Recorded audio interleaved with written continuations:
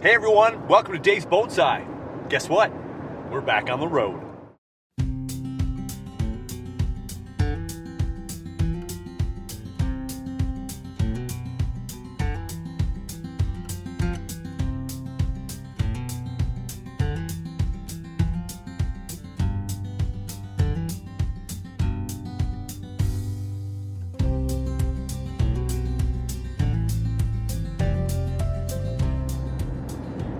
Welcome everyone into the Toyota Highlander Hybrid, where I am heading south this time, and not on 35.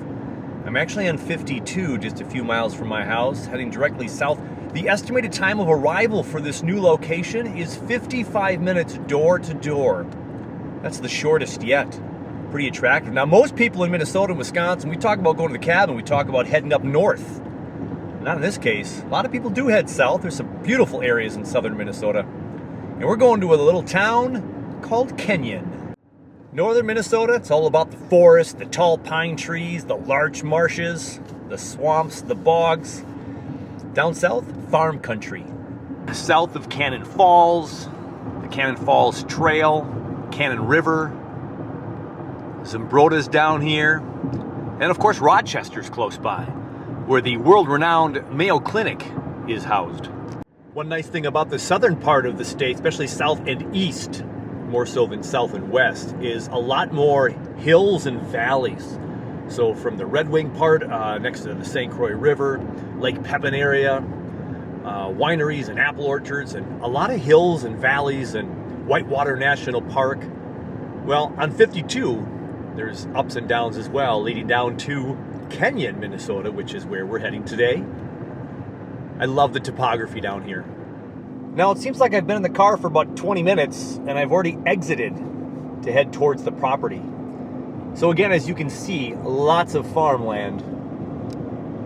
And there's a chunk of forest amongst places like this. Like way back over there, there's like a little mini forest back there. And that's kind of where the property is, something like that.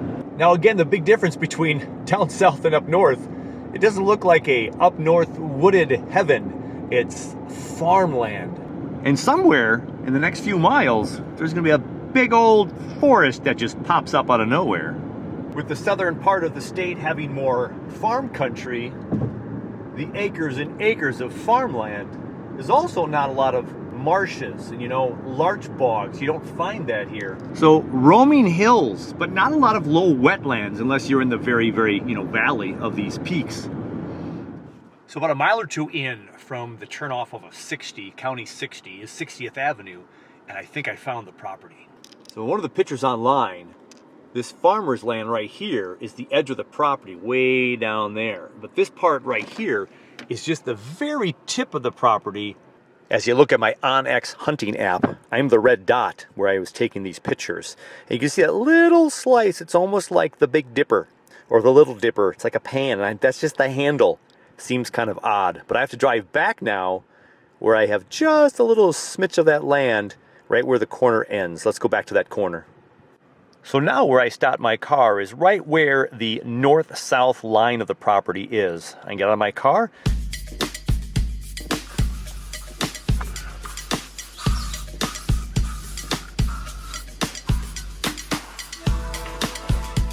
So I just came driving around the point of that weird handle of the property and came down the curve here.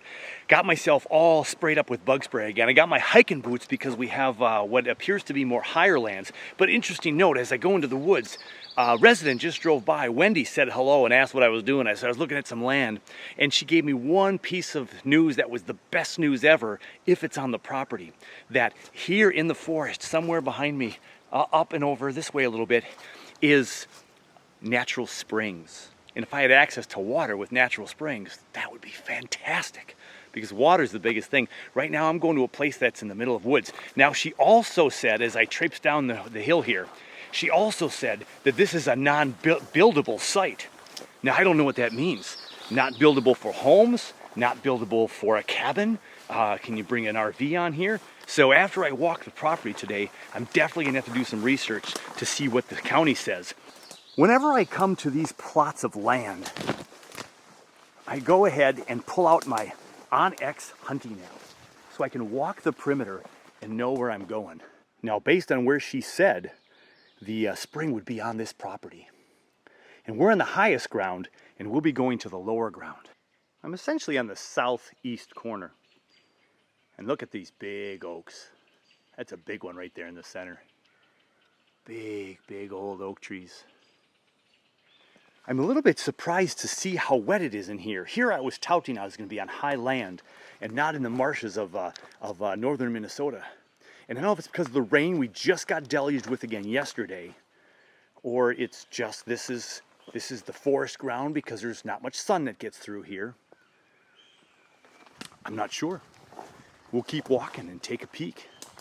How's this for bonsai trees, everyone? Look at that gnarly trunk that comes up and curves back down. And the tree went down into the ground there. But then, of course, the tree wanted to still be big. Inspiration for bonsai everywhere in nature.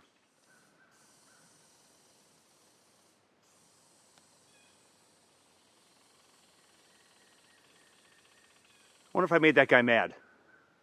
A lot of down trees, very old forest, some really down, sprawling all over the place. Tree trunks and limbs. That was a big tree once.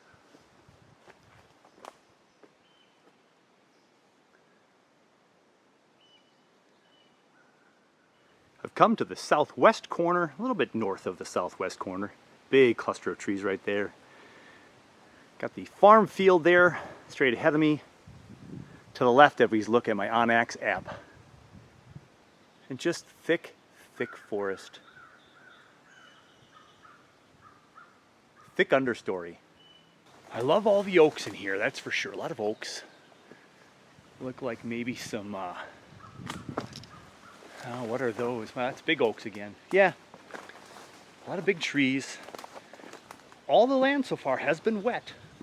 Not sloppy, not marshy, not larch bog, but wet. Now we're in the lower part. You can definitely tell we're coming downhill to that farm.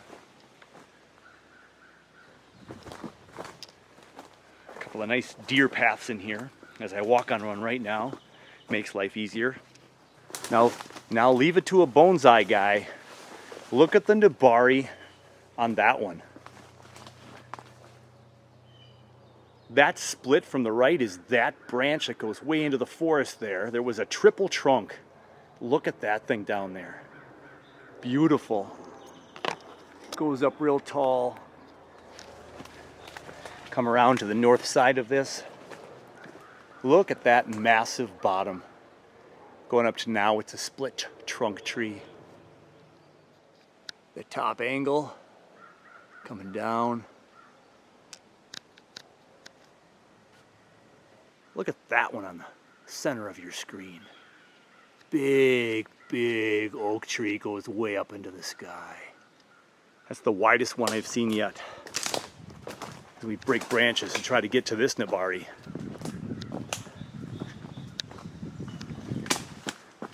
Look at that nabari, everybody. This right here behind me, that's the biggest tree I've seen yet in all my searches. That is beautiful. That is stunning. Some beautiful trees on the property. And a lot of age, a lot of death. It is quiet. We're on a dirt road a couple miles from the main road, so that's great.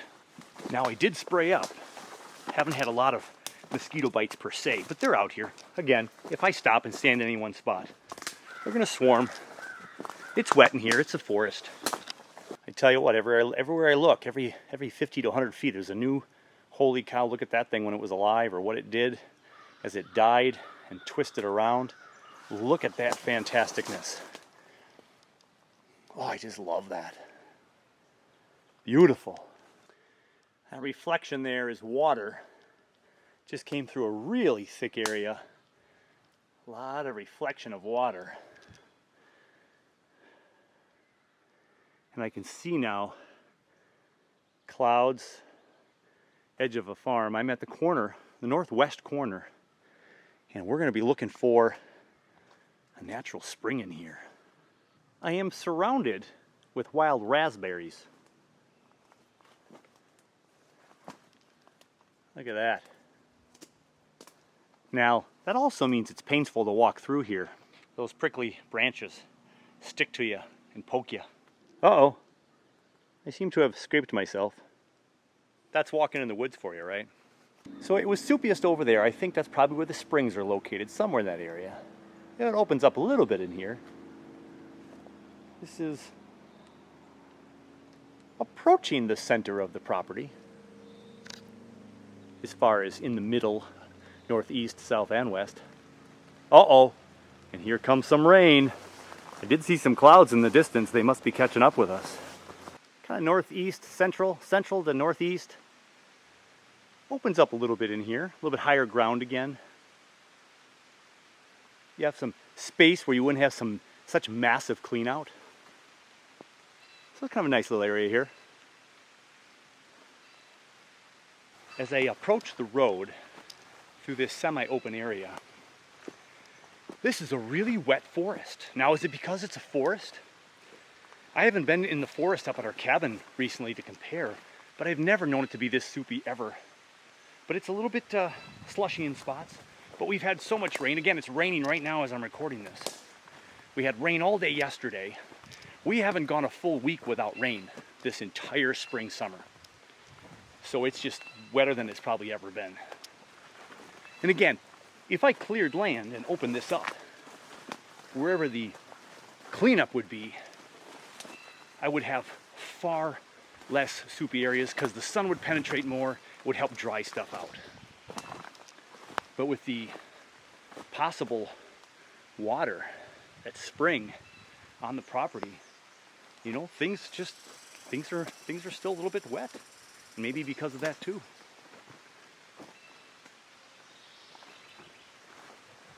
Rain's getting a little bit harder. I'm in the forest, so I'm not feeling it as much until I get to an open area. I'm in the middle of the Kenyon property. And truth be told, if I were to make a decision right now between this and Carrick, Minnesota, I think Carrick's the winner. This is super close to home. I got here in less than an hour. That is fantastic. It's private, just like the other one. A good mile or two in from the main road. Very thick. Not the variety of trees that I'd hoped for. It's mainly like kind of beech or birch, more like a beech tree. A lot of oak trees. No birch that I've seen, no poplar that I've seen. No pine trees at all, no larches at all. And you know how much I love my larch.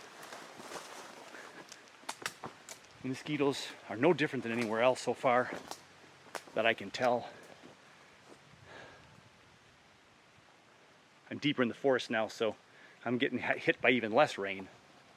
According to the OnX hunting app, I've just reached the edge of the property and I have to head south here now, or I'm actually trespassing. I'll just make my way to the car and we'll talk about it some more. And let's see, y'all, how close I pop out to my car.